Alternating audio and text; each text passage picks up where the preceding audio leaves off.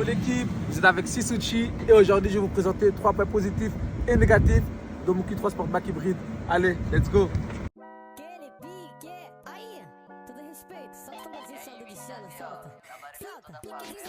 D'abord, ce que je kiffe sur cette voiture, c'est ce look.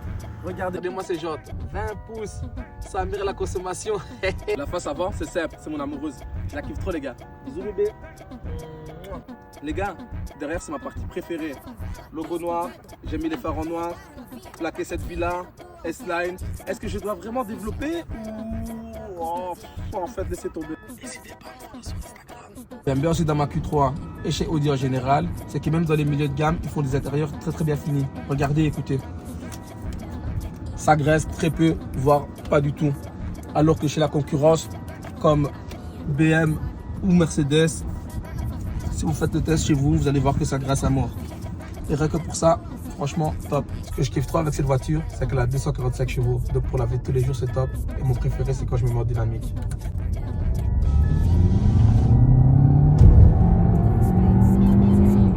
En vrai de vrai, le premier truc qui me déplaît dans cette voiture, c'est juste l'autonomie. Parce que moi, je viens de X4 et j'avais entre 800 et 1000 km d'autonomie quand je mettais le diesel.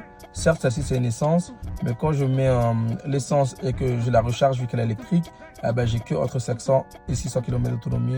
Et je trouve ça un peu dommage. Un autre truc qui me chiffonne un peu dans mon Q3, c'est l'intérieur. Vous voyez ici, j'ai le Virtual Cockpit Plus, j'ai l'écran, mais déjà, j'ai pas d'affichage tête haute. Et ça, je trouve qu'en 2024, pour avoir l'affichage tête haute, c'est vraiment très bizarre. Et ensuite, ici, il laisse des zones vides. Et franchement, pour une voiture de 2024, je trouve que c'est vraiment très limite et qu'il faudrait qu'il refasse l'intérieur. Un autre truc qui me déplaît dans mon Q3, même si ça ne me concerne pas vraiment, c'est les places à l'arrière. Regardez là, le siège, il est réglé à ma position. Et là, ça va. J'ai de la place. Mais s'il y a une personne un peu plus grande qui s'installe à ma place ou s'ils se mettent à 3 derrière, ça va être tout de suite plus compliqué. Et pour ne rien arranger en plus, ils ont mis des rangements ici et des rangements là. Ça n'a rien à voir. Ils auraient dû juste agrandir le siège pour qu'on ait un peu plus de place. Dommage.